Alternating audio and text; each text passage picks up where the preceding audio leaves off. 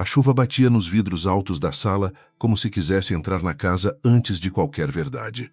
Clara Azevedo estava de pé perto da mesa de mármore, ainda com o casaco claro sobre os ombros, os cabelos úmidos presos de qualquer maneira, os olhos fixos no homem que um dia chamara de marido.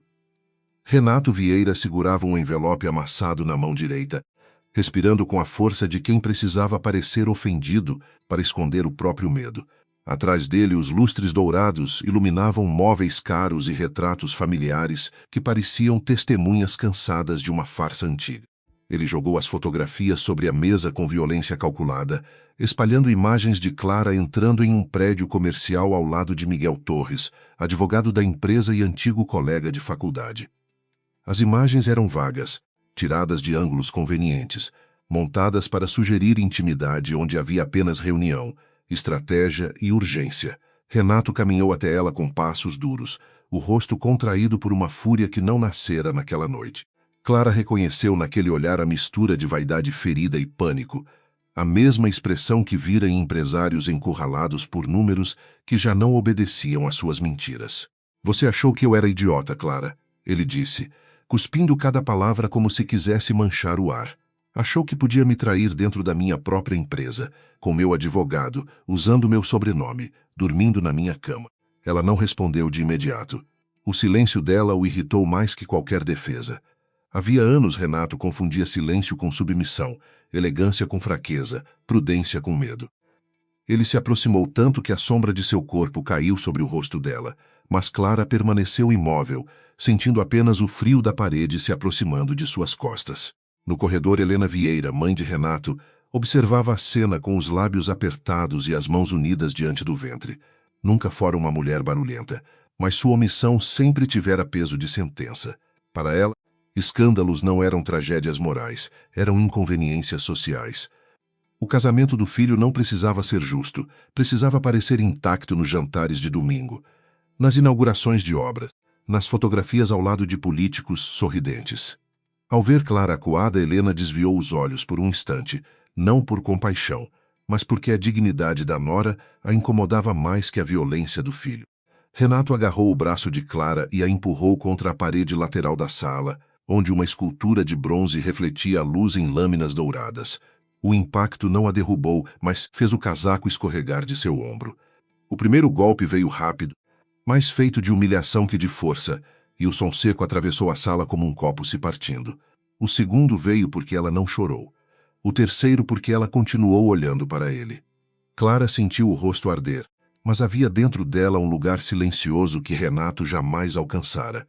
Um centro firme onde sua coragem respirava sem pedir licença. "Pare, Renato", ela disse com uma calma que pareceu insulto. Sua voz não tremeu e isso deixou ainda mais fora de si. Ele ergueu a mão outra vez, mas hesitou ao perceber que Clara não tentava se proteger como antes, não recuava, não explicava, não implorava.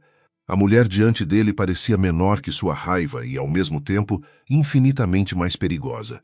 Ela olhou para as fotografias espalhadas, depois para Helena, depois para a porta principal, como quem confirmava mentalmente a posição de cada peça antes de mover a última no tabuleiro.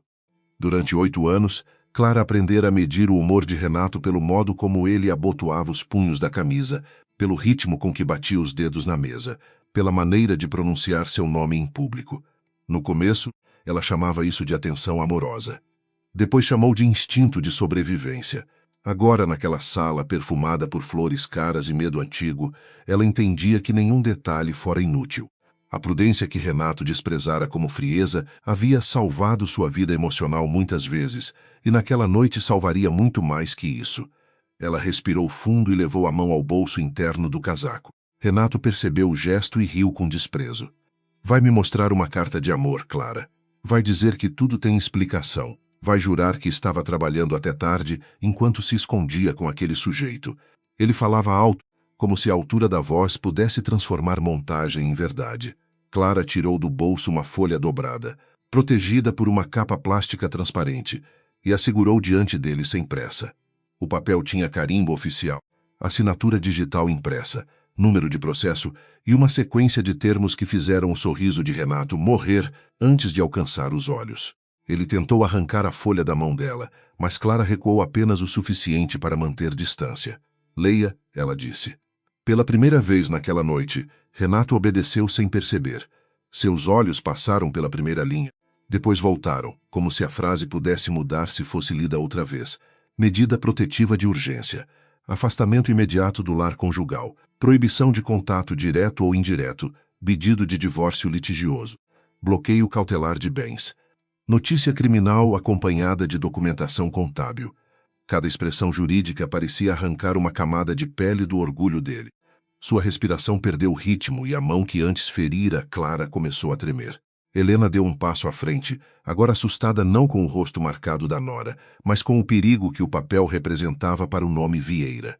"O que é isso, Clara?" ela perguntou, esquecendo a pose serena que cultivara por décadas. Clara não olhou para a sogra de imediato. Observava Renato com uma tristeza sem doçura, a tristeza de quem enterrara o amor muito antes do fim legal. "É uma cópia", respondeu. "A original já está protocolada.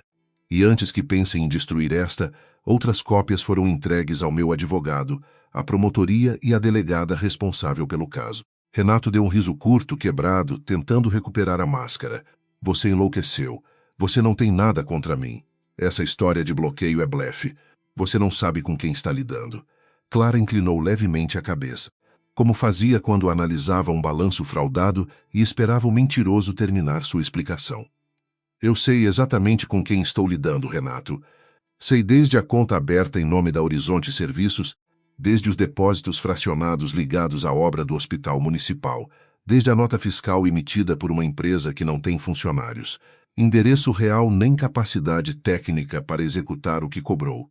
O rosto de Renato perdeu cor tão depressa que Helena levou a mão ao peito. Por um segundo, a sala pareceu sem ar.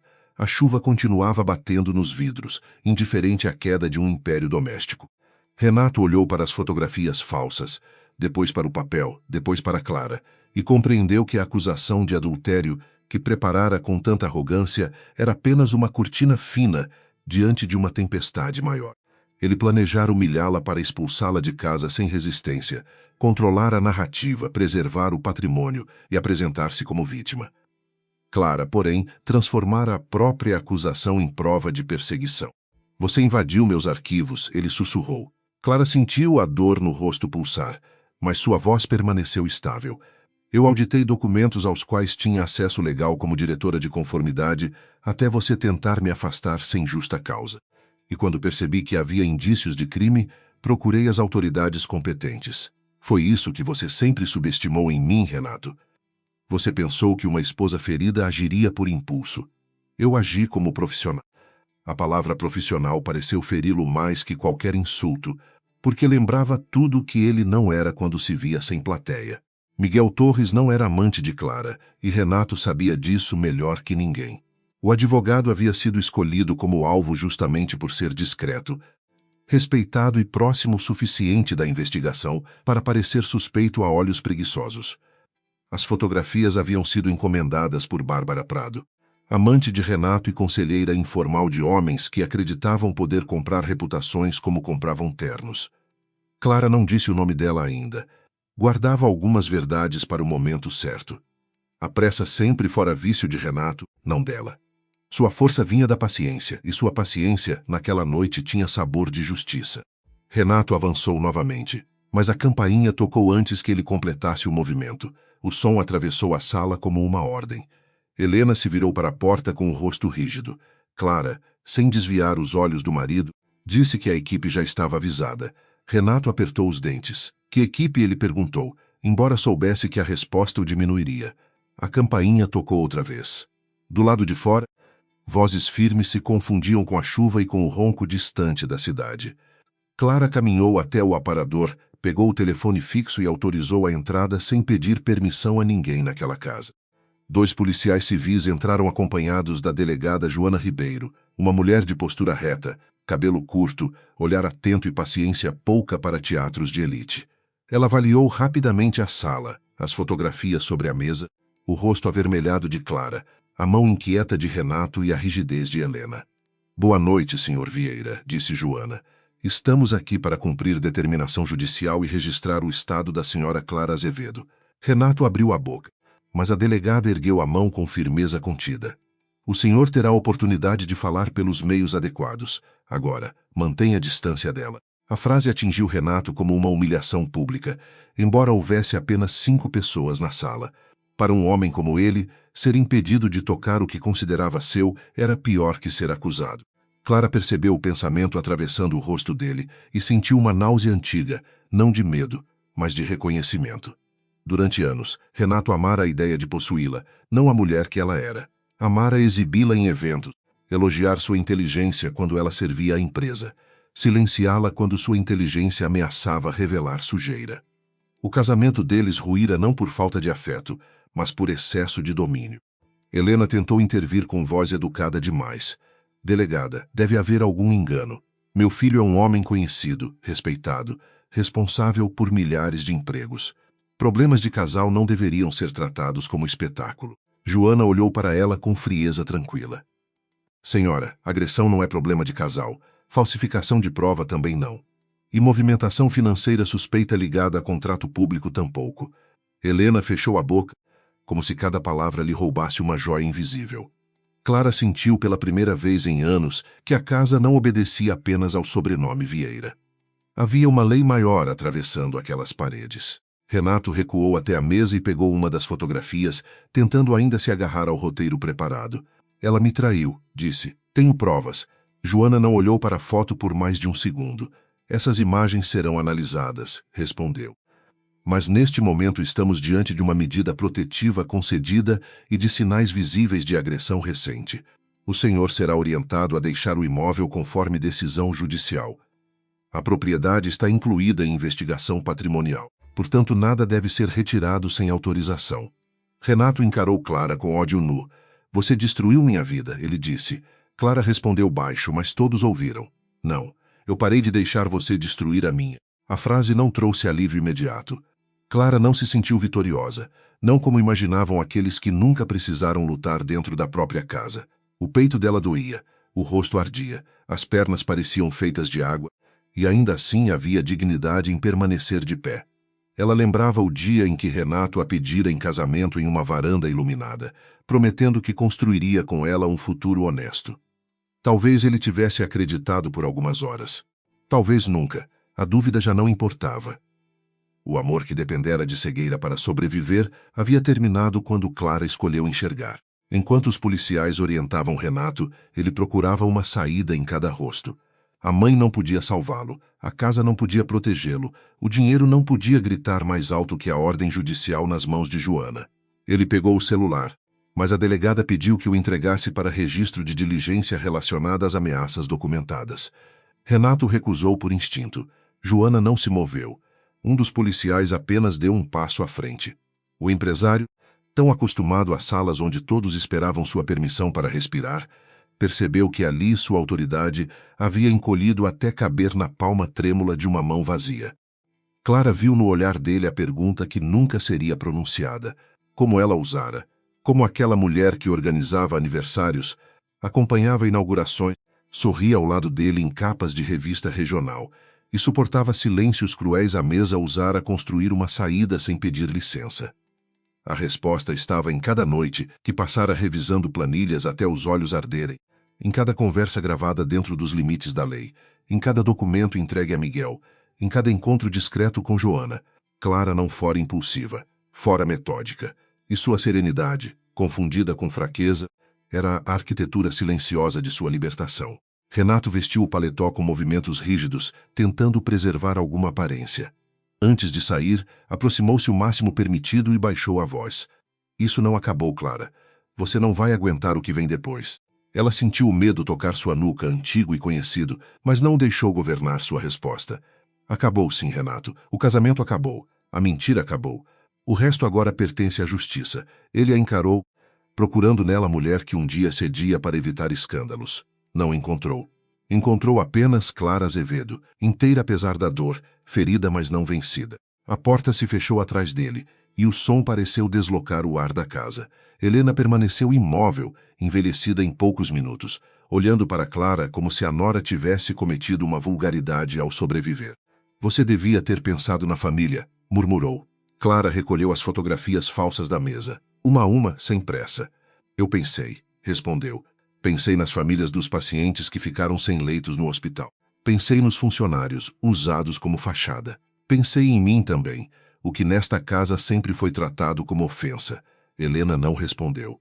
Pela primeira vez, sua elegância não encontrava palavras para cobrir a covardia. Joana se aproximou de Clara com um olhar menos duro. A senhora quer atendimento médico agora? Perguntou. Clara assentiu, mas antes caminhou até a janela. São Paulo brilhava além do vidro molhado, imensa e indiferente, cheia de janelas onde outras mulheres talvez mediam seus passos pelo humor de homens poderosos. Ela pensou nelas sem sentimentalismo, com uma solidariedade silenciosa que não precisava de discurso. Não se considerava heroína. Estava assustada, ferida, cansada. Ainda assim, uma parte funda de si respirava como quem chega à superfície depois de muito tempo submersa. A noite não terminara, mas a prisão havia rachado. No aparador, entre convites de gala e chaves de carros que nunca escolhera dirigir, estava uma pequena fotografia de seu pai, Arthur Azevedo, antigo professor de matemática financeira. Ele costumava dizer que números não mentem, mas pessoas mentem usando números. Clara sorriu com tristeza ao lembrar. Fora ele quem lhe ensinara a desconfiar de simetrias perfeitas, de contas que fechavam cedo demais, de homens que se ofendiam quando uma mulher fazia perguntas. Renato não sabia, mas cada tentativa de diminuí-la havia despertado uma disciplina mais antiga que o medo. Ela não lutava apenas contra um marido. Lutava contra uma estrutura inteira que se escondia atrás dele. A delegada informou que uma equipe técnica retornaria pela manhã para lacrar documentos e recolher equipamentos autorizados pela decisão. Clara ouviu com atenção, fazendo perguntas objetivas apesar do cansaço. Joana percebeu ali algo raro, não frieza, mas uma mente tentando se manter útil para não se quebrar. Lúcia, a jovem contadora que entregara a primeira pista, seria ouvida novamente. Miguel já estava a caminho da delegacia com as cópias integrais dos relatórios. Bárbara Prado ainda não sabia que seu nome aparecia em mensagens recuperadas. Renato tampouco sabia que o motorista dele aceitara prestar depoimento depois de ser ameaçado e descartado. Quando a ambulância chegou à frente da casa, Clara atravessou o saguão sem olhar para trás. Os quadros, os tapetes importados, as taças alinhadas no bar, tudo parecia pertencer a uma vida encenada por outra mulher. Helena não a acompanhou. Ficou junto à escada, pequena sob o lustre enorme, segurando a própria vergonha como se fosse um lenço caro. Do lado de fora, a chuva diminuíra. O ar cheirava a terra molhada, gasolina e começo. Clara entrou no veículo. Permitiu que examinassem seu rosto e suas mãos, e só então fechou os olhos por alguns segundos. Na delegacia, já depois da meia-noite, Miguel Torres a esperava com uma pasta azul sobre os joelhos e o rosto marcado por preocupação. Ele se levantou assim que a viu, mas não tentou abraçá-la. Conhecia Clara o bastante para entender que cuidado também era respeitar distância. Você está segura agora? Disse. Clara sentou-se diante dele e olhou para a pasta. Estou mais segura do que ontem, respondeu. Isso já basta por hoje. Miguel baixou os olhos, emocionado e culpado por ter se tornado peça de uma armação que quase a destruíra. Clara percebeu e suavizou a voz. Renato escolheu isso, não nós. Joana entrou na sala de depoimentos trazendo café fraco em copos descartáveis. O ambiente era simples, com paredes claras, mesa arranhada e uma lâmpada que zumbia abaixo. Para Clara, parecia mais honesto que a sala luxuosa de onde acabara de sair. Ela assinou documentos, descreveu a agressão com precisão, entregou a cópia da medida, confirmou datas, nomes, horários. Em nenhum momento dramatizou, em nenhum momento amenizou. Ao falar, compreendeu que narrar a própria dor, sem pedir desculpas por ela, também era uma forma de recuperar o corpo. Cada frase colocava Renato um pouco mais longe de sua pele. Antes do amanhecer, Clara recebeu uma mensagem de número desconhecido. A tela iluminou seu rosto cansado com poucas palavras ameaçadoras, acusando-a de ingratidão e prometendo exposição pública. Ela mostrou o aparelho a Joana sem responder. A delegada leu, registrou e pediu que a equipe rastreasse a origem. Miguel fechou a pasta com força contida.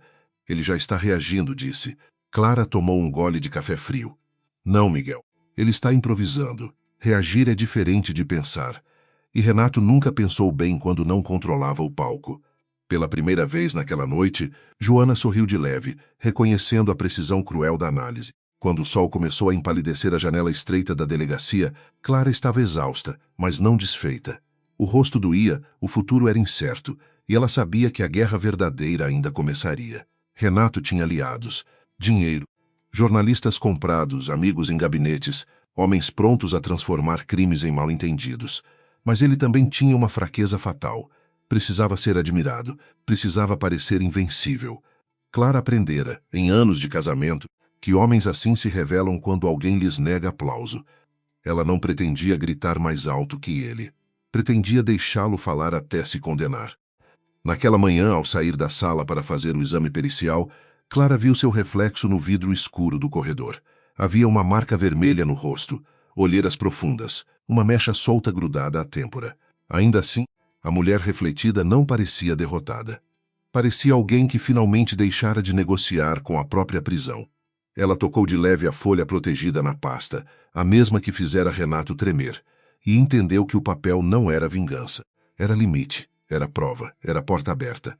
Do lado de fora a cidade despertava, sem saber que um império começara a cair durante a chuva. 3 meses antes daquela noite de chuva, Clara ainda acordava antes de Renato para preparar café na cozinha ampla da cobertura, embora houvesse empregados suficientes para transformar qualquer gesto doméstico em excesso sentimental.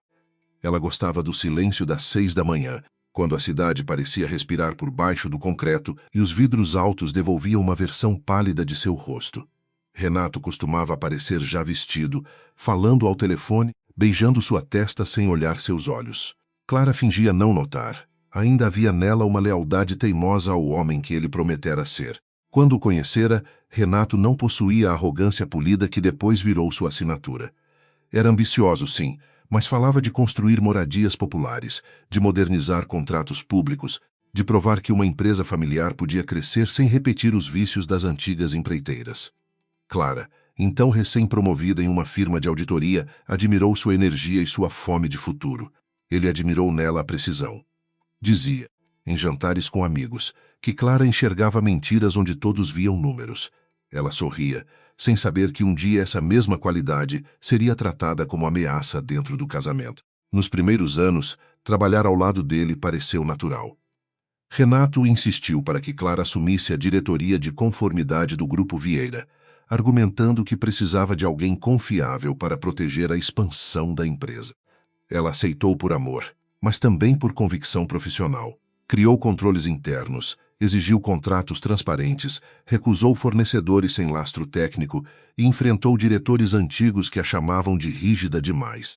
Renato a defendia em público, orgulhoso da esposa brilhante, mas em privado, começou a reclamar que ela atrasava negócios, fazia perguntas demais e não entendia como o mundo real funcionava. A primeira fissura séria apareceu em uma planilha sobre a obra do Hospital Municipal de Santa Aurora. O contrato previa reformas emergenciais, equipamentos de diagnóstico e ampliação de leitos, tudo financiado por verbas públicas e doações privadas anunciadas com grande cerimônia. Clara encontrou pagamentos repetidos para Horizonte Serviços, uma empresa registrada em nome de uma mulher humilde que morava em bairro distante e jamais assinara contrato com construtora alguma. Os valores eram fracionados, sempre abaixo do limite que acionaria revisão automática. Para qualquer auditor apressado, pareciam despesas técnicas comuns. Para Clara, pareciam pegadas cuidadosas demais. Ela levou a questão a Renato em uma noite sem convidados, esperando preocupação, talvez irritação contra subordinados negligentes. Ele ouviu em silêncio, sentado na varanda, com uma taça de vinho esquecida entre os dedos. Depois sorriu, beijou a mão dela e disse que alguns fornecedores menores eram usados por razões operacionais, nada que justificasse uma tempestade ética. Clara não gostou da resposta. Não era vaga apenas por pressa, era vaga por escolha. Quando pediu documentos complementares, Renato mudou o tom. Disse que ela precisava confiar nele. Naquele instante, a palavra confiança soou menos como vínculo e mais como ordem. Clara tentou acreditar que exagerava. O amor, quando ainda luta para não morrer, tem habilidade cruel para fabricar desculpas nobres. Renato estava sob pressão, pensou ela. A empresa crescia rápido, políticos cobravam prazos, bancos ameaçavam linhas de crédito. Talvez houvesse mesmo improvisos administrativos, não crimes. Durante algumas semanas, Clara se obrigou a olhar menos para os detalhes, como se a disciplina pudesse ser suspensa em nome da paz conjugal. Mas números ignorados não desaparecem. Eles permanecem silenciosos, esperando que alguém tenha coragem de perguntar por que insistem em não fechar. Foi Lúcia Martins quem trouxe a segunda pista. Jovem contadora do setor de pagamentos, filha de professora pública e motorista de ônibus, Lúcia trabalhava com a concentração assustada de quem sabe que não terá segunda chance se errar. Ela entrou na sala de Clara com uma pasta apertada contra o peito e pediu para fechar a porta. Havia lançado notas fiscais idênticas em datas diferentes, todas autorizadas por um gerente ligado diretamente a Renato. Também notara que arquivos eram substituídos após o expediente. Clara ouviu sem interromper, consciente do risco que aquela moça corria ao falar. Naquela tarde, Clara começou a duplicar relatórios de forma legal, usando registros disponíveis ao cargo que ainda ocupava. Não copiava segredos privados, não invadia sistemas, não fabricava atalhos. Apenas preservava aquilo que poderia ser apagado.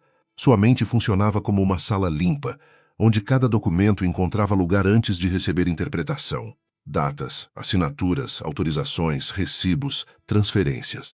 Ela via o desenho surgir sem desejar que fosse real. Quanto mais avançava, mais entendia que a corrupção não era acidente na empresa de Renato. Era método. E o método passava perto demais da mesa dele. Enquanto Clara seguia os rastros do dinheiro, Renato mudava de maneira mais visível. Passou a chegar tarde, perfumado demais, irritado com perguntas simples. Guardava o celular virado para baixo e sorria sozinho diante da tela. A traição afetiva, quando se anunciou, não veio como surpresa grandiosa, mas como soma de pequenos insultos. Um recibo de restaurante que ele disse não lembrar. Uma mensagem apagada depressa. Um lenço que não era dela dentro do carro. Clara não vasculhou bolsos nem fez cenas. A dor veio quieta, com a humilhação particular de quem percebe ter sido substituída antes de ser avisada. Bárbara Prado entrou na vida pública de Renato como consultora de imagem para uma campanha de revitalização urbana. Era elegante, rápida, inteligente à sua maneira, especialista em transformar culpa em narrativa favorável.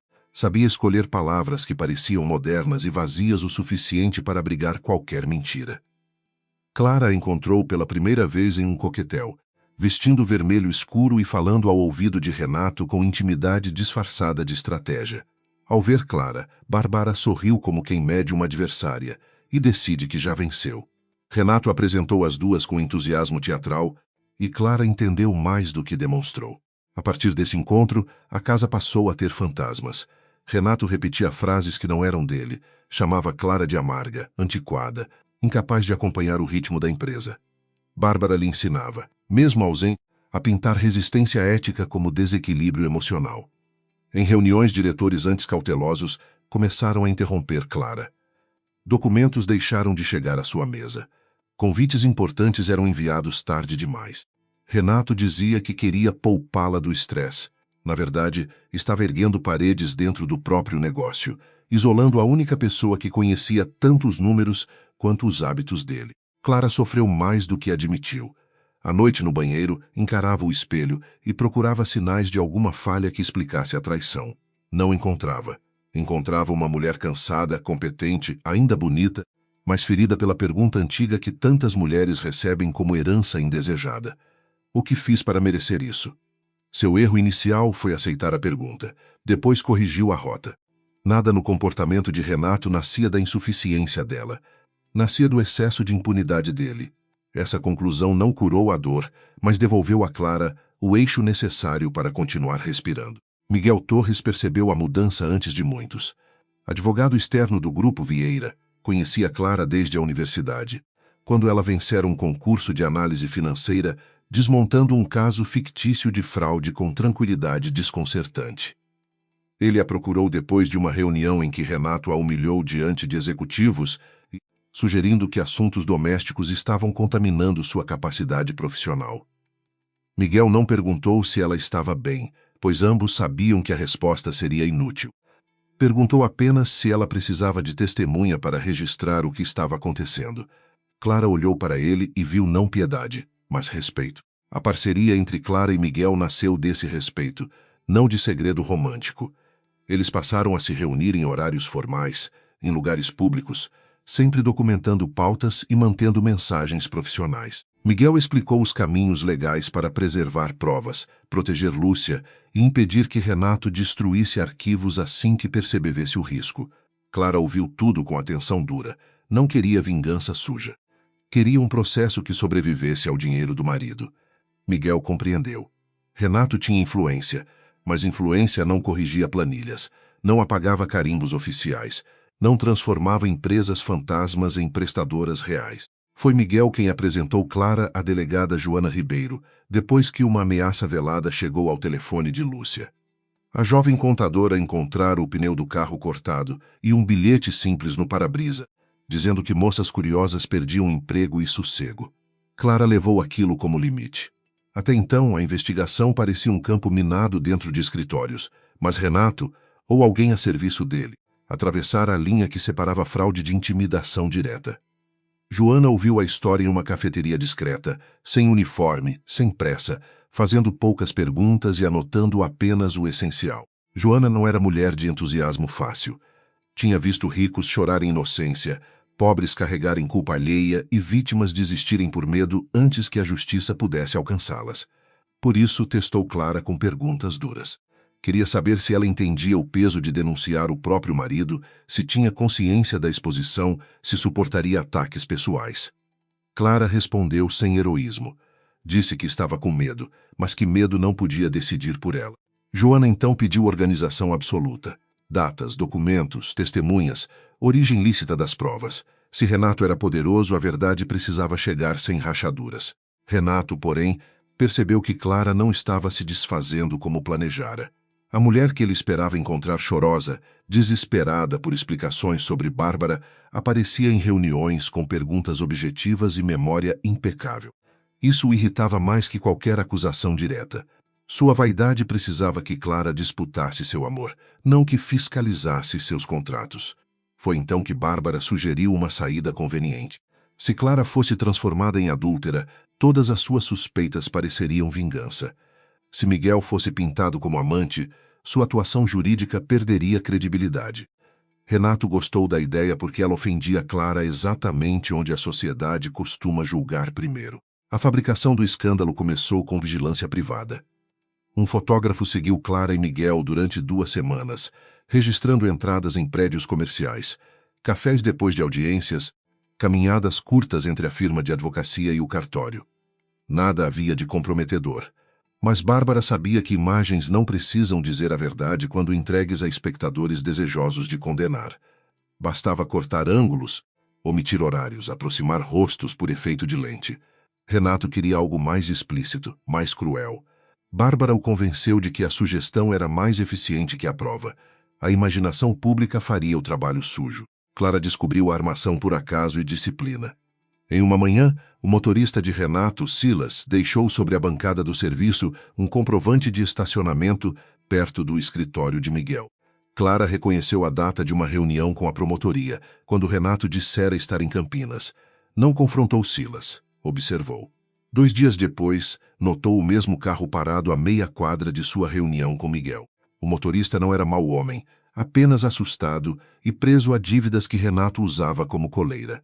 Clara esperou o momento certo para abordá-lo sem ameaça. Silas falou em um posto de gasolina, sob lâmpadas brancas e cheiro de combustível. Disse pouco no começo, olhando para todos os lados. Depois, ao perceber que Clara não queria destruí-lo, apenas entender, entregou a peça que faltava.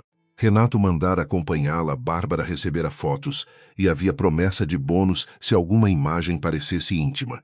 O motorista guardara mensagens por medo de virar culpado sozinho. Clara pediu que ele procurasse Miguel e Joana. Não prometeu impunidade. Prometeu apenas que a verdade inteira era melhor que ser descartado depois de servir a um homem sem gratidão. Naquele mesmo período, Renato intensificou o abuso dentro de casa. Não precisava gritar sempre. Às vezes bastava elogiar Bárbara diante de Clara, comparar a leveza de uma à rigidez da outra, suspirar como mártir preso a uma esposa ingrata. Outras vezes espalhava a suspeita em frases calculadas, perguntando onde Clara estivera, por que usava determinado vestido, por que Miguel ligara. Ele construía uma cela feita de insinuações, desejando que ela se debatesse até parecer culpada. Clara aprendeu a responder pouco, registrar muito e guardar energia. A raiva dela não precisava fazer barulho para existir. O golpe mais doloroso veio quando Renato tentou afastá-la formalmente da diretoria de conformidade, alegando desgaste emocional e conflito de interesses.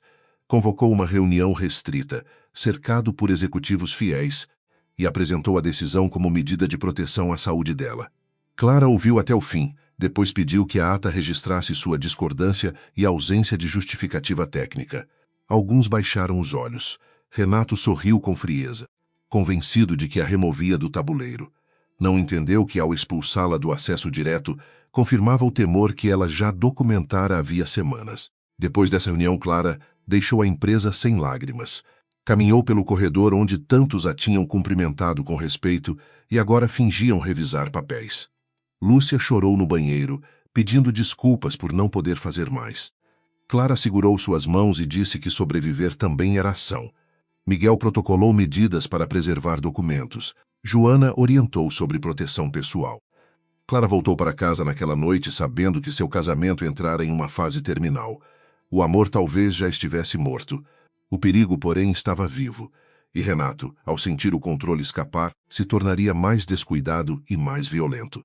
A decisão de pedir medida protetiva não nasceu de uma única agressão, mas de um acúmulo que finalmente recebeu nome. Renato quebrara um copo perto dela durante uma discussão, bloqueara cartões conjuntos, ameaçara destruir a carreira de Miguel. Mandara flores com bilhetes ambíguos depois de insultá-la, como se ternura e terror pudessem dividir o mesmo vaso. Clara registrou cada episódio, não para dramatizar, mas para impedir que o mundo chamasse padrão de incidente. A lei, Joana explicou, podia agir antes do desastre maior. Clara demorou uma noite inteira para assinar o pedido, não por dúvida sobre Renato, mas por luto. Na véspera da tempestade, Clara recebeu a confirmação judicial. A folha tinha aparência simples, quase frágil, mas continha uma força que nenhum móvel de luxo possuía. Ela colocou dentro de uma capa plástica e guardou no bolso interno do casaco. Miguel recomendou que não voltasse sozinha à casa, mas Clara precisava retirar documentos pessoais e encerrar aquela travessia com os próprios pés. Joana combinou horários, viatura próxima, gravação de emergência acionada. Nada seria improvisado. Se Renato tentasse encenar o escândalo, encontraria não uma esposa despreparada, mas uma mulher cercada de verdade organizada. Ao entrar na casa naquela noite, Clara já sabia que Renato a esperava. O envelope com fotografias falsas estava sobre o bar, as luzes acesas demais, Helena presente como plateia moral. Tudo confirmava o roteiro dele: acusar, humilhar, provocar reação, expulsá-la como culpada. Clara sentiu o coração bater forte, mas não se permitiu confundir medo com arrependimento. Pensou em Lúcia, em Silas, nos pacientes do hospital, em Miguel arriscando reputação, em Joana montando uma investigação dentro de limites estreitos. Pensou também na menina aqui fora, filha de um professor honesto, aprendendo que coragem não é barulho, é permanência. Por isso, quando Renato jogou as fotos e a chamou de traidora, Clara viu não apenas o marido enfurecido, mas o homem inteiro por trás da máscara. Viu o empresário que roubava do público e chamava eficiência. Viu o amante que traía e exigia pureza. Viu o filho protegido por uma mãe que confundia sobrenome com absolvição. Viu o agressor preparando uma narrativa antes mesmo de levantar a mão. E quando a dor veio, rápida e ardente, Clara não deixou que ela ocupasse todo o espaço. Havia no bolso dela uma folha dobrada, e naquela folha o começo do fim. Na manhã seguinte à saída de Renato, a cidade parecia limpa apenas para quem olhava de longe. Clara deixou a delegacia com o rosto medicado, uma pasta de documentos junto ao peito e a sensação de que cada passo fora da porta seria observado. Miguel caminhava ao lado dela sem invadir seu silêncio, enquanto Joana falava ao telefone com a equipe que lacraria parte dos arquivos da casa. A claridade pálida sobre os prédios não prometia paz. Prometia exposição. Clara sabia que Renato não ficaria quieto, porque homens habituados ao controle confundem justiça com afronta pessoal. A primeira notícia surgiu antes do meio-dia. Um portal de fofocas empresariais publicou fotografias de Clara e Miguel entrando no mesmo edifício, acompanhadas de frases insinuantes sobre traição, ambição e crise milionária. O texto era calculado para parecer denúncia moral, mas cheirava a encomenda barata. Não citava a medida protetiva, não falava dos contratos públicos, não mencionava o rosto ferido de Clara. Mostrava apenas imagens escolhidas para alimentar julgamento fácil. Miguel leu em silêncio e ficou vermelho de indignação. Clara apenas pediu que ele salvasse tudo com data, hora e origem visível. Renato acompanhou a publicação em um hotel de luxo, vestindo camisa impecável e expressão devastada diante de 2 assessores de comunicação. Bárbara Prado estava sentada perto da janela, cruzando as pernas com elegância ensaiada, satisfeita por ver sua estratégia espalhar veneno, sem tocar diretamente no próprio nome. Renato queria uma declaração agressiva, chamando Clara de mentirosa e Miguel de predador. Bárbara aconselhou aparente dor. Disse que o público perdoava melhor um homem traído que um homem furioso. Ele concordou, não por inteligência, mas porque ainda acreditava poder encenar sofrimento como quem encomenda um terno novo. No fim da tarde, Renato publicou uma nota em suas redes sociais, lamentando o fim do casamento e afirmando ter sido surpreendido por uma relação extraconjugal envolvendo pessoa de sua confiança. A frase foi escrita para ferir Clara sem nomear o crime que ele cometia ao difamá-la. Comentários cruéis se multiplicaram em minutos. Mulheres desconhecidas a chamavam de ingrata. Homens elogiavam a postura digna de Renato. Clara leu apenas o suficiente para compreender a direção do ataque. Depois desligou a tela. Não precisava beber veneno para provar que o copo estava cheio. Ela se instalou por alguns dias no apartamento antigo de sua irmã, Marina, em um bairro menos vistoso, onde as janelas davam para árvores inclinadas sobre a rua. Marina era médica pediatra, mais impulsiva que Clara, e caminhava pela sala como se quisesse atravessar paredes. Queria responder às mensagens, processar todos, gritar que Renato era covarde. Clara segurou sua mão e pediu calma. Isso enfureceu Marina ainda mais, não contra a irmã, mas contra a injustiça de uma mulher ferida precisar medir cada palavra, enquanto o agressor comprava microfones para parecer vítima. Naquela noite, Clara recebeu flores brancas sem cartão. Marina quis jogá-las no lixo imediatamente, mas Clara percebeu um detalhe quase invisível no papel que envolvia o arranjo. O nome da floricultura era o mesmo usado por Renato em eventos da empresa, e o entregador havia fotografado a porta antes de sair. Clara ligou para Joana, que orientou preservar a embalagem. Era assim que Renato operava. Cada gesto parecia romântico aos olhos de fora e ameaçador para quem conhecia o código. Flores podiam ser pedido de desculpa, também podiam ser aviso de localização. Lúcia, escondida na casa de uma prima, telefonou chorando naquela madrugada. Havia recebido uma mensagem dizendo que sua mãe poderia perder o emprego na escola municipal se ela continuasse falando. Clara fechou os olhos, sentindo a culpa tentar entrar pela mesma fresta que o medo usava. A jovem contadora não merecia carregar aquela guerra. Ainda assim, recuar agora a deixaria mais vulnerável. Clara falou devagar. Prometeu reforçar a proteção legal e lembrou que cada ameaça de Renato aumentava a força do caso. Lúcia respirou com dificuldade, mas não retirou seu depoimento. Do outro lado da cidade, Bárbara começava a perceber que sua posição era menos segura do que imaginara. Renato a procurava com exigências cada vez mais desesperadas. Queria novas fotos, novas histórias, novos testemunhos. Ela conhecia homens poderosos o suficiente para saber que, quando cercados, passavam a devorar aliados antes de enfrentar inimigos. Ainda assim, o prazer de vencer Clara a mantinha presa. Bárbara odiava a calma daquela mulher, a maneira como não implorava por aprovação, a competência que não precisava de brilho vulgar. Destruir sua reputação parecia, para Bárbara, uma forma de provar superioridade. Clara passou os 2 dias seguintes trabalhando sobre uma mesa estreita na sala de Marina. Espalhou relatórios, cópias de notas fiscais, registros de acesso e uma linha do tempo desenhada à mão. Miguel ajudava por videochamada. Joana enviava orientações objetivas, e Silas confirmava horários sempre que a memória permitia. A prioridade era dupla: defender Clara da acusação falsa e fortalecer o caso financeiro antes que Renato conseguisse apagar rastros.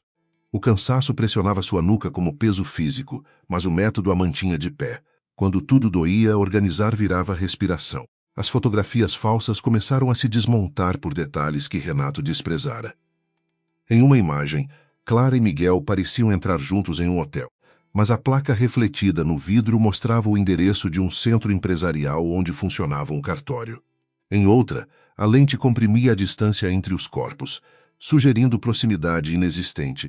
enquanto o horário registrado no arquivo original indicava manhã de expediente. Miguel obteve imagens de câmeras internas por via legal. Elas mostravam Clara entrando com pasta de documentos, acompanhada por 2 testemunhas e saindo 20 minutos depois, sem qualquer intimidade. Ainda assim, Clara sabia que prova técnica não viajava com a mesma velocidade da maldade. No mercado, uma mulher a reconheceu e cochichou para outra, sem disfarçar. Um homem no elevador sorriu com desprezo ao olhar para seu rosto marcado, como se a violência sofrida fosse consequência natural de uma suposta traição. Clara sentiu vergonha, depois raiva por sentir vergonha. Não fiz nada errado, repetiu mentalmente. A frase parecia simples, mas precisava ser reaprendida a cada olhar alheio.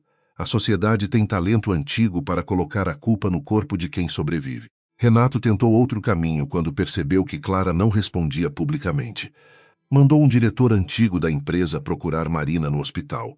O homem apareceu com voz macia, dizendo que a irmã deveria convencer Clara a aceitar um acordo discreto, pois escândalos poderiam prejudicar todos. Marina, vestida de jaleco e exausta depois de um plantão, ouviu até o fim. Depois respondeu que a ameaça disfarçada de conselho continuava sendo ameaça. Registrou o encontro, entregou o nome a Joana e voltou ao trabalho com as mãos tremendo.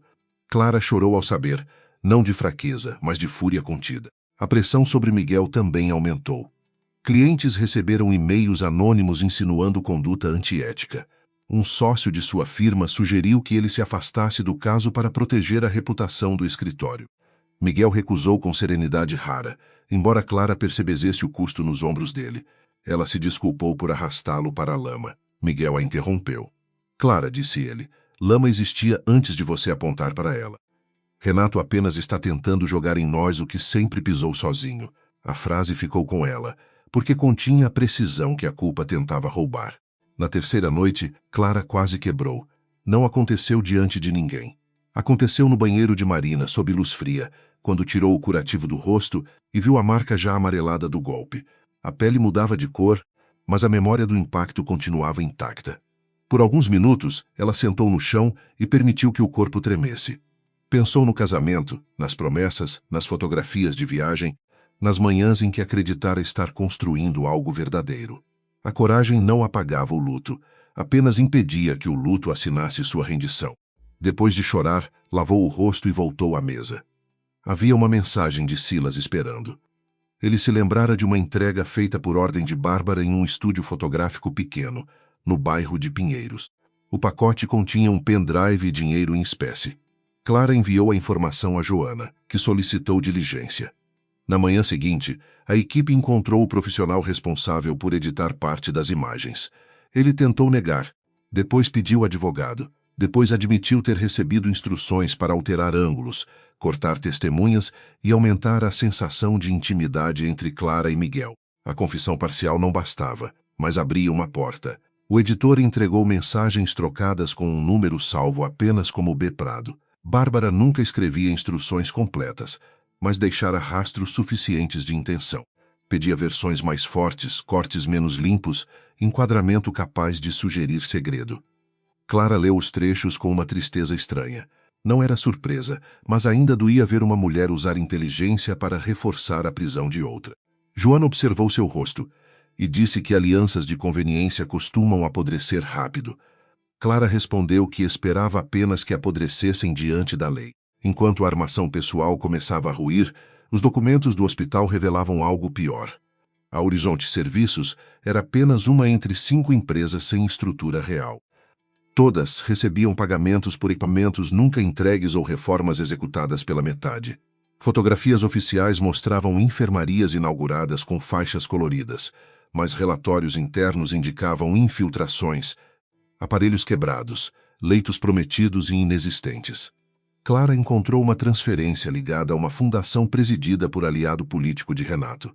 Outra quantia retornava, por caminhos tortos, a uma conta usada para despesas pessoais da família Vieira. O nojo que sentiu foi mais frio que a raiva. Marina confirmou, com dor nos olhos, que o hospital de Santa Aurora havia encaminhado crianças para outras cidades, por falta de equipamentos prometidos. Ela conhecia médicos que trabalharam lá em regime emergencial, improvisando o que não deveria ser improvisado. Clara ouviu sem interromper. Até então, a fraude era crime grave, mas ainda abstrato em pilhas de papel. Agora ganhava rostos, macas, mães esperando em corredores, profissionais pedindo desculpas por falhas que não criaram. Renato não roubara apenas dinheiro. Roubara tempo, tratamento, dignidade. E fazia isso enquanto discursava em palanques sobre responsabilidade social. Essa descoberta mudou o centro emocional de Clara. O divórcio continuava necessário, a difamação precisava ser desmontada, a agressão exigia resposta. Mas o caso já não cabia na história de uma esposa traída e acusada. Era uma rede de poder usando intimidade, reputação e violência para proteger dinheiro público desviado. Clara percebeu que Renato escolhera acusá-la de adultério porque sabia que a sociedade adora reduzir mulheres a julgamentos morais. Enquanto todos discutissem sua vida conjugal, ninguém perguntaria por que o hospital não tinha os aparelhos pagos. A sujeira pessoal servia de cortina para a sujeira pública. Renato também entendeu que Clara chegara perto demais do núcleo. Sua reação foi convocar uma reunião com aliados na suíte do hotel. Estavam presentes um vereador, o gerente financeiro do grupo Vieira e Bárbara, que fingia segurança enquanto observava as mãos trêmulas dele. Renato exigiu que encontrassem uma forma de desacreditar Lúcia. Queria provas de roubo, vício, instabilidade, qualquer coisa. O gerente sugeriu manipular acessos antigos do sistema para apontar vazamentos a ela. O vereador prometeu falar com conhecidos. Bárbara ficou calada, percebendo que a mentira inicial agora exigia crimes cada vez maiores para sobreviver. Clara recebeu a notícia desse encontro por uma fonte inesperada. Um garçom do hotel, irmão de uma técnica de enfermagem de Santa Aurora, reconheceu Renato e ouviu parte da conversa ao servir café. Não gravou porque teve medo, mas procurou Joana depois de falar com a irmã. O depoimento era frágil sozinho, porém importante junto aos demais elementos. Clara agradeceu em silêncio quando soube. Era assim que impérios começavam a cair. Não apenas por grandes heróis, mas por pessoas comuns que se cansavam de engolir injustiça servida em bandejas caras. A tentativa de incriminar Lúcia veio no dia seguinte. Um relatório interno vazado afirmava que ela acessara arquivos fora de horário e poderia ter vendido informações ao advogado Miguel. A montagem era apressada. Clara notou que o fuso de registro não correspondia ao servidor principal e que uma assinatura digital atribuída a Lúcia fora gerada quando ela estava prestando depoimento acompanhada por Joana. A fraude, feita para destruí-la, tornou-se prova de obstrução. Renato, ao improvisar sob pressão, repetia exatamente o padrão previsto por Clara. Ele falava demais, movia peças demais, confiava demais no medo alheio. Miguel sugeriu levar parte da história à imprensa séria, não aos portais comprados por Renato. Clara hesitou. Sabia que exposição poderia proteger, mas também ferir. Joana concordou com cautela. Desde que nada comprometesse diligências. Escolheram uma jornalista investigativa conhecida por apurar contratos públicos com rigor. Não haveria espetáculo sobre a vida íntima de Clara. Haveria documentos sobre empresas fantasmas, hospital inacabado e campanha difamatória usada para distrair a opinião pública. Clara aceitou porque entendeu que silêncio absoluto já não era proteção. Às vezes, a verdade precisava ocupar espaço antes que a mentira alugasse todos os salões. Na véspera da entrevista reservada, Clara voltou ao apartamento vazio que alugara para recomeçar. Ainda não havia móveis, apenas um colchão, uma mesa dobrável e caixas com livros resgatados. A simplicidade do lugar atingiu com ternura inesperada. Pela primeira vez em anos, nenhum objeto carregava o gosto de concessão. Não havia retratos escolhidos por Renato, tapetes aprovados por Helena, taças compradas para impressionar convidados. Havia paredes nuas e silêncio próprio.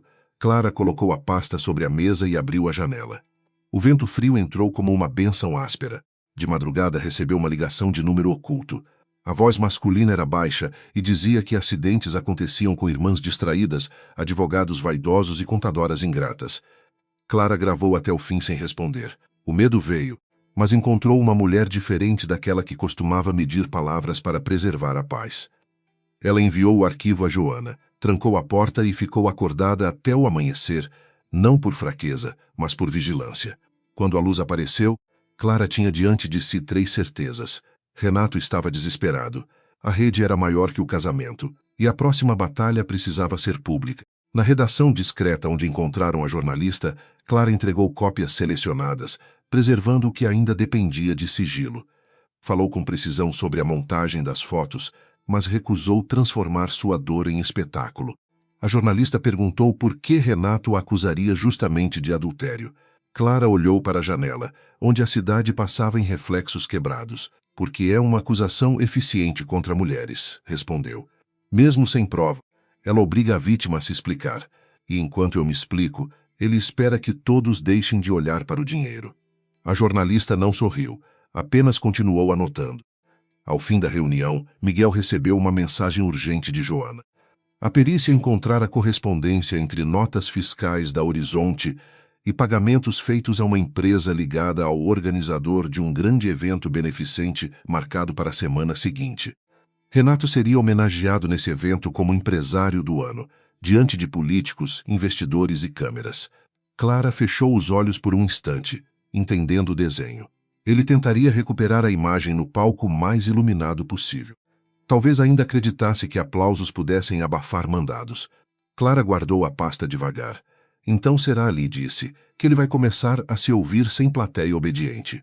O salão do antigo Palácio das Artes fora preparado para celebrar homens como Renato Vieira, aqueles que chegavam em carros escuros, sorriam para câmeras e chamavam vaidade de serviço público. Lustres de cristal derramavam luz sobre mesas com toalhas brancas, arranjos altos e taças alinhadas como soldados obedientes. Na entrada, fotógrafos disputavam ângulos favoráveis de políticos. Empresários e socialites que falavam de caridade enquanto examinavam discretamente o valor dos vestidos. Renato entrou cercado por assessores, usando um smoking impecável e uma expressão de sofrimento nobre cuidadosamente ensaiada por Bárbara. Bárbara caminhava 2 passos atrás dele, vestida de azul profundo, sorrindo apenas o suficiente para parecer discreta e indispensável. Ela tinha passado a tarde inteira revisando frases, orientando Renato a falar de dor familiar, confiança quebrada e compromisso com a cidade. Nenhuma palavra sobre Clara deveria ser dura demais. A vitimização precisava parecer espontânea, quase relutante. Ainda assim, Bárbara observava o celular a cada minuto, esperando notícias de portais aliados e contatos que antes respondiam depressa. Alguns agora demoravam. Outros enviavam frases vagas. A confiança dela começava a mostrar pequenas rachaduras sob a maquiagem perfeita. Renato não percebia as rachaduras dos outros porque estava ocupado sustentando a própria máscara. Cumprimentava vereadores, investidores, diretores de bancos e jornalistas conhecidos, recebendo abraços que eram menos afeto que cálculo. Quando alguém mencionava Clara com falsa delicadeza, ele baixava os olhos, respirava fundo e dizia que assuntos pessoais não deveriam ofuscar o amor pela cidade. A frase era repetida com precisão, mas dentro dele fervia algo menos elegante. Queria que Clara visse aquela sala inteira ao seu lado. Queria que ela entendesse que papel nenhum, delegada nenhuma, advogado nenhum podia vencer o império de sua imagem. Clara chegou sem alarde, quase no fim da recepção. Usava um vestido preto simples, cabelo preso baixo, rosto sem excesso de maquiagem, apenas o bastante para não oferecer aos curiosos a intimidade de suas marcas. Miguel vinha ao seu lado, não como escudo romântico, mas como advogado atento. Joana não apareceu pela entrada principal. Estava em outro ponto do prédio, com autorização judicial e equipe preparada para agir, se a noite confirmasse o que os documentos já sugeriam. Clara sentiu dezenas de olhares virarem em sua direção, alguns famintos, outros culpados, poucos realmente humanos. O murmúrio cresceu como vento antes da tempestade. Bárbara foi a primeira a ver Clara e quase deixou a taça cair. Renato seguiu o olhar dela, e por um segundo seu rosto perdeu toda a composição. A presença de Clara não estava no roteiro. Ela deveria estar escondida, ferida, acuada por manchetes, implorando para negociar em silêncio. Em vez disso, caminhava pelo salão com serenidade que parecia insolência. Alguns convidados se afastaram para abrir passagem, não por respeito, mas por medo de serem vistos próximos demais de uma mulher transformada em escândalo. Miguel inclinou-se discretamente e perguntou se Clara queria prosseguir. Ela respondeu sem mover os lábios demais. Sim, durante toda a semana tinham discutido limites, riscos e consequências. Não pretendiam invadir o palco com gritos nem oferecer a Renato a cena melodramática que ele saberia distorcer.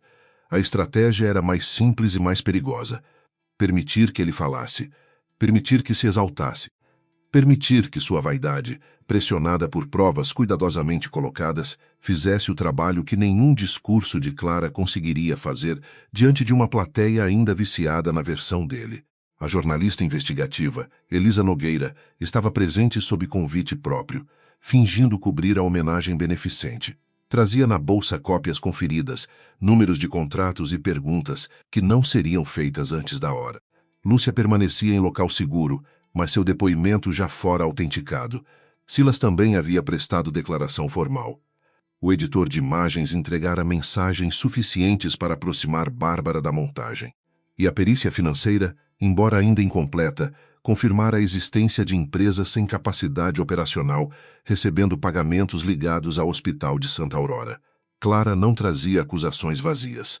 Trazia um mapa. Renato decidiu antecipar o confronto antes que a presença dela contaminasse seu triunfo. Aproximou-se com um sorriso triste, acompanhado por Bárbara e 2 assessores. Clara, disse ele em voz audível para os que estavam perto, não esperava vê-la aqui depois de tudo. Há assuntos que deveriam ser resolvidos com dignidade. A palavra dignidade saiu de sua boca com brilho falso. Clara olhou para ele sem baixar os olhos. Concordo, Renato. Por isso vim ouvir seu discurso. O sorriso dele endureceu. Bárbara tocou de leve o braço dele, aviso silencioso para não perder controle, mas Renato já sentia o palco chamando. O mestre de cerimônias anunciou a homenagem pouco depois. Renato subiu ao palco entre aplausos, e Clara percebeu quantas mãos batiam por hábito, quantas por interesse, quantas por ignorância sincera. O telão atrás dele mostrava imagens do Hospital de Santa Aurora, crianças sorrindo em corredores pintados, médicos posando diante de equipamentos novos, funcionários carregando caixas de suprimentos. Era propaganda bem produzida, sentimental na medida certa. Clara conhecia agora o avesso daquelas imagens. Sabia quais aparelhos não tinham sido entregues, quais enfermarias permaneciam fechadas, quais notas fiscais pagaram serviços que existiam apenas no papel. Renato começou falando da infância do pai empreendedor, da missão da família Vieira e da responsabilidade de devolver à sociedade parte do que recebera. Sua voz era firme, treinada, envolvente. Muitos ouviam com emoção conveniente. Bárbara, na primeira fila lateral, relaxou um pouco. Talvez a noite ainda pudesse ser salva. Então Renato olhou diretamente para Clara, sentado a alguns metros do palco, e decidiu improvisar. Disse que a vida privada podia ser cruel, que a traição às vezes vinha de onde menos se esperava, mas que um homem público não podia permitir que dores pessoais destruíssem obras coletivas. O salão ficou ainda mais atento. Clara sentiu Miguel enrijecer ao seu lado, mas tocou discretamente a pasta sobre o colo, sinal para que ele esperasse. Renato confundiu o silêncio dela com permissão e continuou. Falou de lealdade, de ingratidão, de pessoas que atacavam reputações quando eram descobertas em erros íntimos. Não citou o nome de Clara, mas olhou para ela o suficiente para dispensar nomes. Alguns convidados voltaram a cabeça. Câmeras de celulares se ergueram. O agressor diante da plateia tentava vestir a pele de mártir, exatamente como ela previra. Foi Elisa quem se levantou primeiro. Sua voz não era alta, mas atravessou o salão com clareza profissional. Senhor Vieira, já que o senhor mencionou ataques à reputação, poderia comentar os pagamentos da Horizonte Serviços no contrato do Hospital de Santa Aurora. Renato parou. O mestre de cerimônias tentou sorrir, acreditando tratar-se de confusão jornalística. Renato ajustou o microfone e respondeu que não discutiria detalhes técnicos em evento beneficente. Elisa insistiu, educada. A empresa recebeu valores milionários sem apresentar funcionários registrados, sede operacional ou comprovação de entrega. O senhor nega conhecer essa fornecedora. O ar mudou. Não foi escândalo imediato, mas uma contração coletiva, como se o salão inteiro prendesse a respiração por educação.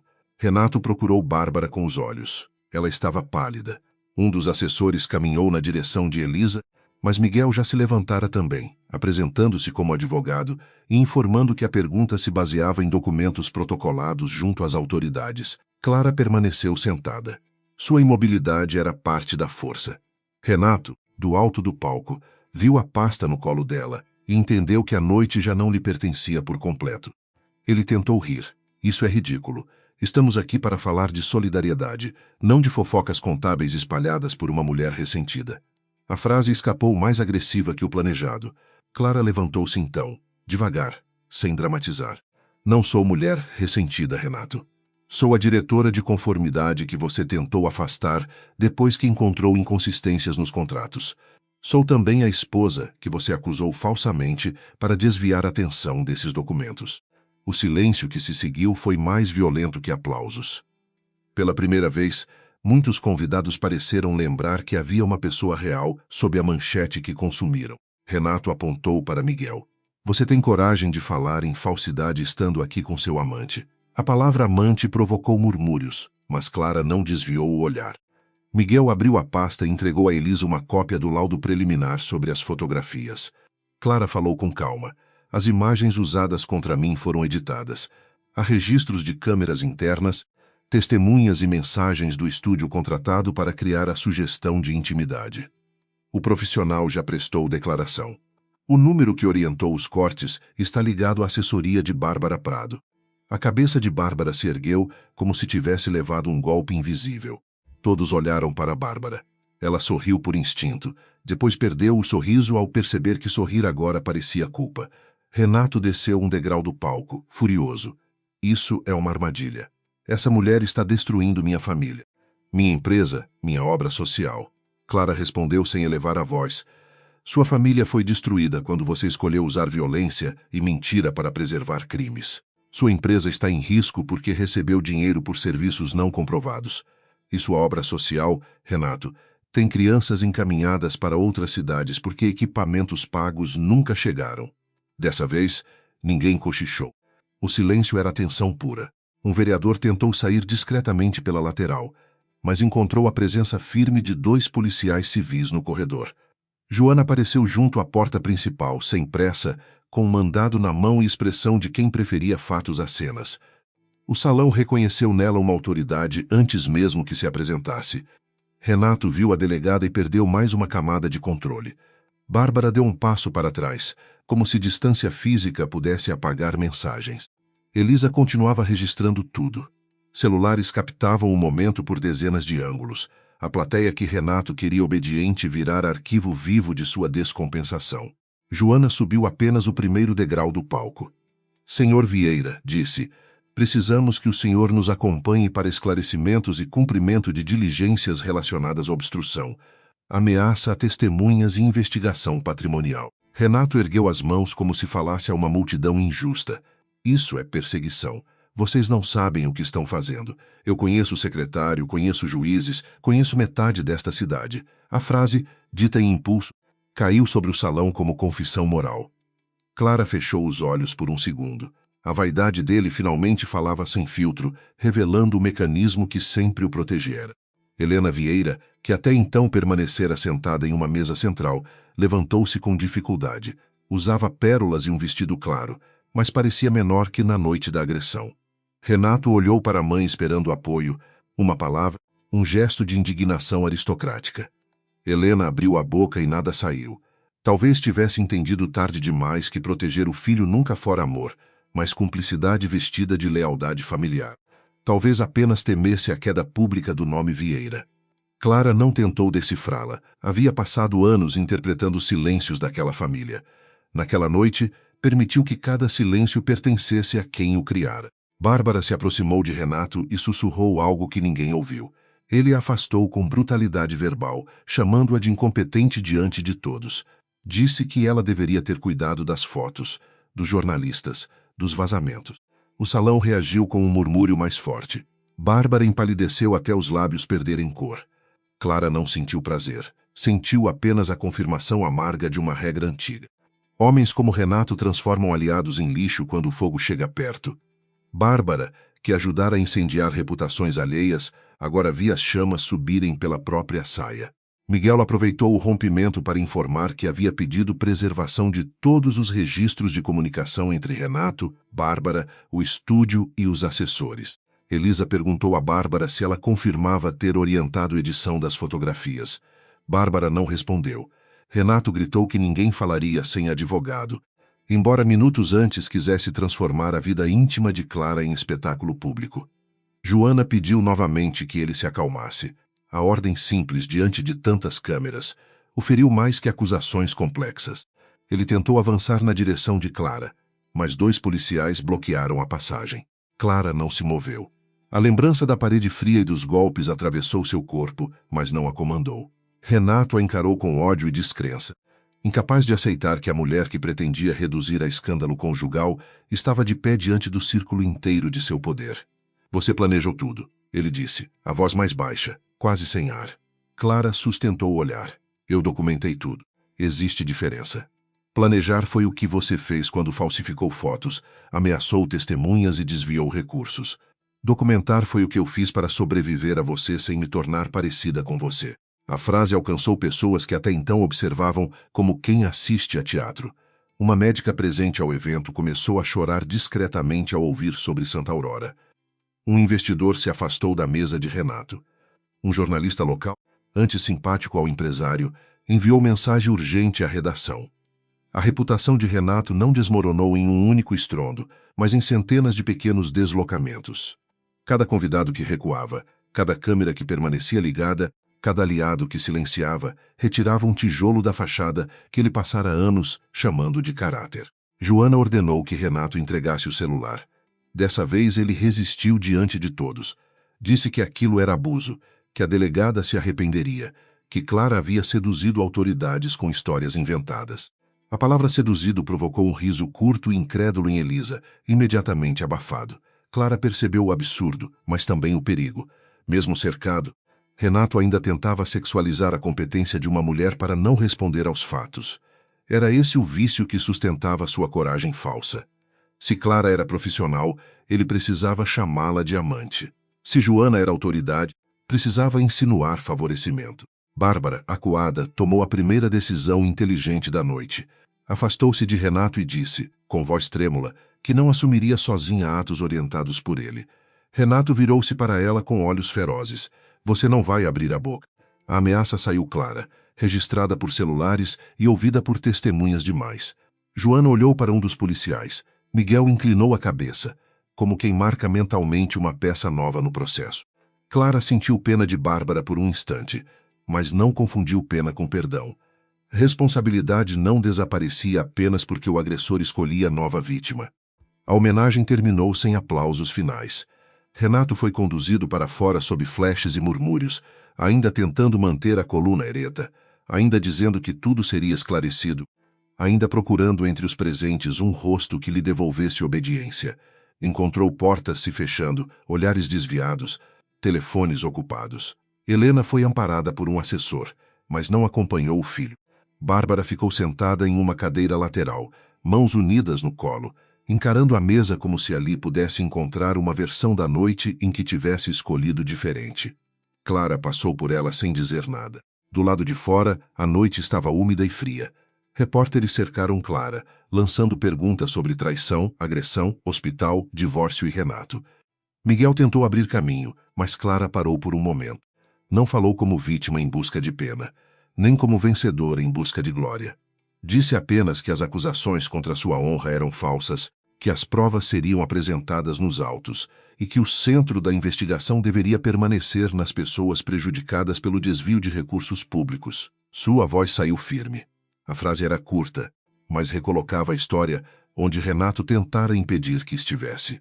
Quando entrou no carro, Clara finalmente soltou o ar que parecia prender desde a chegada.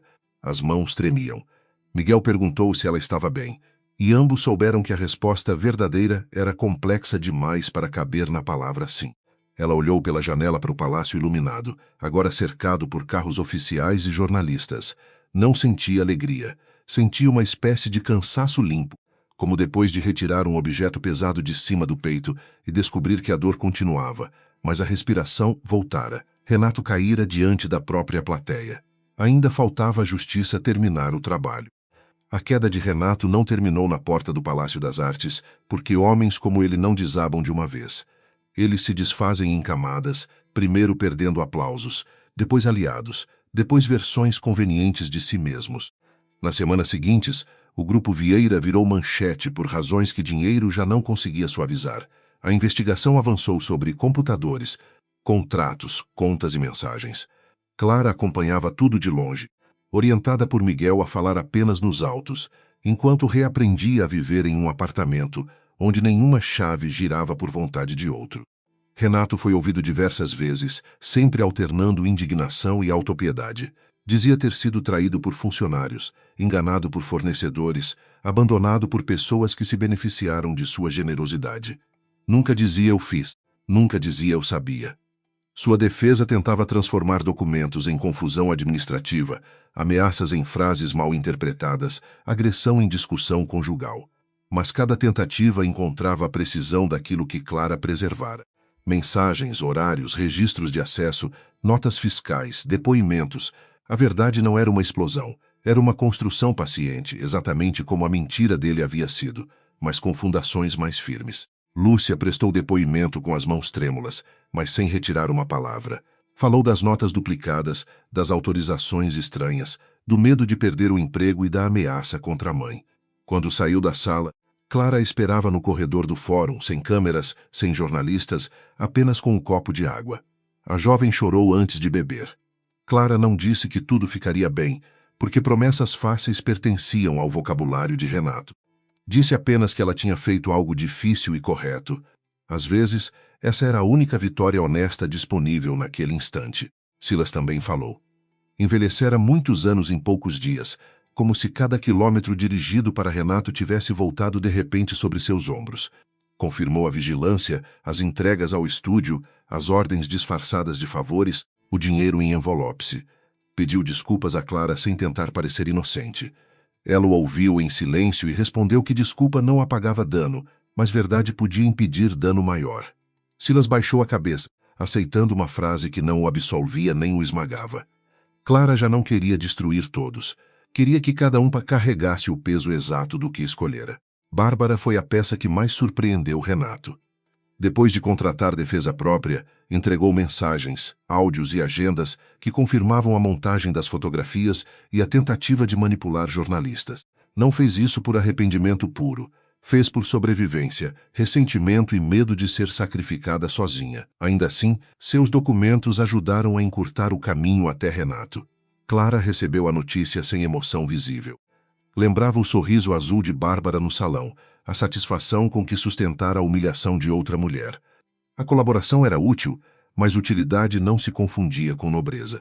Helena Vieira tentou visitar Clara uma única vez.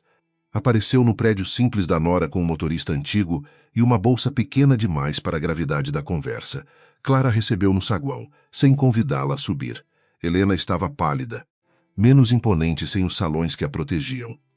Disse que Renato sempre fora intenso, que a pressão dos negócios o transformara, que nenhuma mãe consegue enxergar completamente o filho. Clara escutou até o fim. Depois respondeu que talvez nenhuma mãe enxergue tudo. Algumas escolhem não ver aquilo que aparece diante dos olhos. A frase atingiu Helena sem levantar a voz. Ela tentou falar da família, do nome, da vergonha pública. Clara então compreendeu que aquela mulher ainda lamentava mais a exposição que a violência. Não havia ali pedido verdadeiro de perdão, apenas desejo de reorganizar os destroços com elegância. Clara não a humilhou. Disse que os processos seguiriam, que não haveria acordo para esconder crime e que a casa onde fora agredida jamais voltaria a ser chamada de lar. Helena assentiu lentamente, como se finalmente percebesse que certos privilégios morrem quando a vítima aprende a nomeá-los. O divórcio foi menos dramático do que Renato esperava e mais doloroso do que Clara queria admitir. Em audiência, ele evitou olhá-la no começo, cercado por advogados que o tratavam como patrimônio danificado. Quando a juíza confirmou medidas de proteção, divisão cautelar e restrições de contato, Renato apertou a mandíbula. Clara viu nele o homem que conhecera e o homem que sobrevivera por baixo da máscara desde sempre. Não sentiu saudade exatamente. Sentiu luto por uma versão da própria vida que talvez nunca tivesse existido fora de suas esperanças. Miguel permaneceu ao lado dela com discrição. A proximidade dos dois continuava sendo usada por comentaristas maldosos, embora as provas já tivessem desmontado a farsa. Clara sabia que algumas pessoas preferiam uma mentira picante a uma verdade complexa. Ainda assim, a difamação perdeu força quando a reportagem de Elisa mostrou o hospital de Santa Aurora. Entrevistou médicos, Revelou contratos e explicou a montagem das fotografias.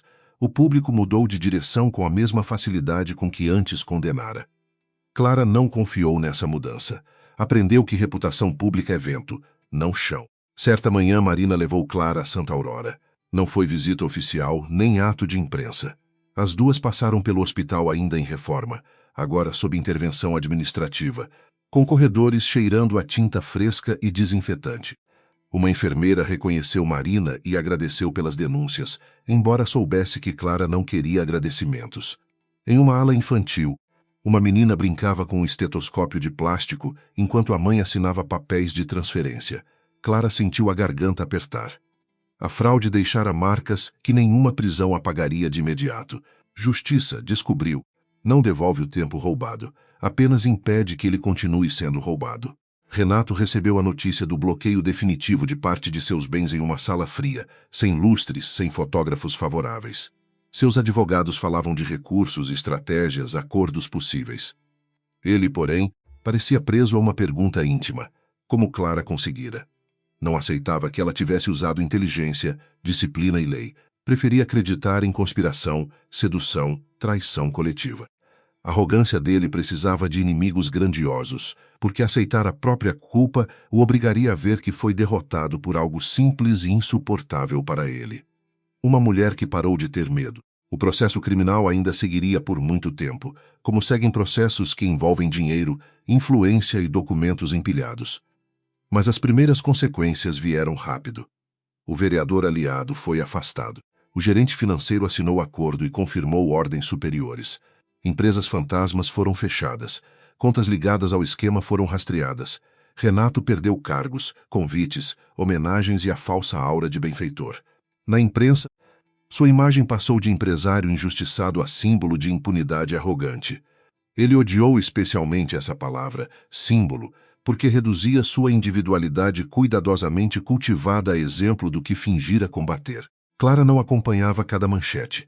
Havia dias em que lia tudo, armada de café e autocontrole. Havia outros em que deixava o celular desligado e organizava livros por assunto, como se devolvesse ordem às prateleiras para ensinar ordem ao próprio peito. Começou terapia depois de muita resistência, não porque duvidasse da utilidade, mas porque temia desabar ao falar sem finalidade jurídica. Na primeira sessão, tentou narrar os fatos como depoimento. A terapeuta apenas perguntou onde doía quando ela lembrava. Clara ficou em silêncio. Nenhum relatório a preparara para essa pergunta. A reconstrução não teve beleza cinematográfica. Teve noites sem sono, raiva tardia, medo ao ouvir passos no corredor, culpa por ter demorado a sair, irritação com amigos que só apareceram depois que a verdade ficou socialmente segura. Teve também pequenos milagres cotidianos. Marina rindo na cozinha, Lúcia conseguindo novo emprego em uma instituição séria, Miguel deixando sopa na porta sem exigir conversa, Joana enviando uma mensagem curta quando uma etapa importante era concluída. Clara aprendeu que liberdade não era apenas a ausência de Renato. Era o direito de existir sem explicar cada respiração. Meses depois, a sentença do divórcio saiu antes do encerramento completo da esfera criminal. Clara leu o documento no escritório de Miguel, sentada diante da janela que dava para uma avenida cheia de buzinas e árvores insistentes. O casamento estava legalmente encerrado. Parte dos bens seria preservada para reparação, outra parte dividida conforme provas e decisões cautelares. A juíza reconhecia o padrão de violência e a campanha difamatória. Clara passou os dedos sobre a última página sem chorar. Esperara sentir euforia. Sentiu silêncio. Um silêncio grande, limpo, quase estranho, como uma casa vazia esperando móveis novos. Miguel perguntou se ela queria comemorar. Clara olhou para ele e sorriu pela primeira vez sem esforço em muitos dias. Não hoje, disse. Hoje quero caminhar. Ele aceitou sem insistir.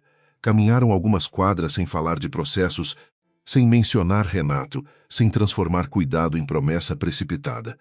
Entre eles havia afeto, talvez algo que um dia pudesse receber outro nome, mas Clara não tinha pressa de nomear nada.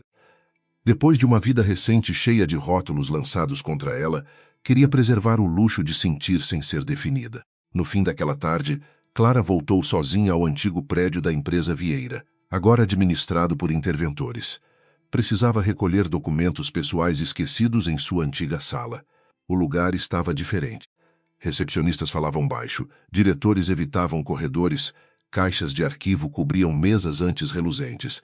Na parede, o retrato de Renato havia sido retirado, deixando um retângulo mais claro na pintura. Clara parou diante da marca vazia e sentiu uma espécie de justiça visual. A ausência também podia testemunhar. Por anos, aquele rosto observara todos como promessa de comando. Agora restava apenas poeira limpa em torno do espaço que ocupou. Em sua sala, encontrou uma caneta antiga do pai dentro da gaveta. Pensara tê-la perdido. Era simples, de metal riscado, sem valor para qualquer inventário, mas Clara a segurou como quem encontra uma bússola. Arthur Azevedo não vivera para ver a filha atravessar aquele escândalo, mas sua voz parecia presente. Números não mentem, pessoas mentem usando números. Clara guardou a caneta na bolsa e decidiu que voltaria a trabalhar com auditoria independente. Não para grandes impérios familiares, mas para instituições que precisavam de olhos firmes antes que o dano chegasse aos mais vulneráveis. A audiência preliminar de Renato aconteceu em uma manhã clara.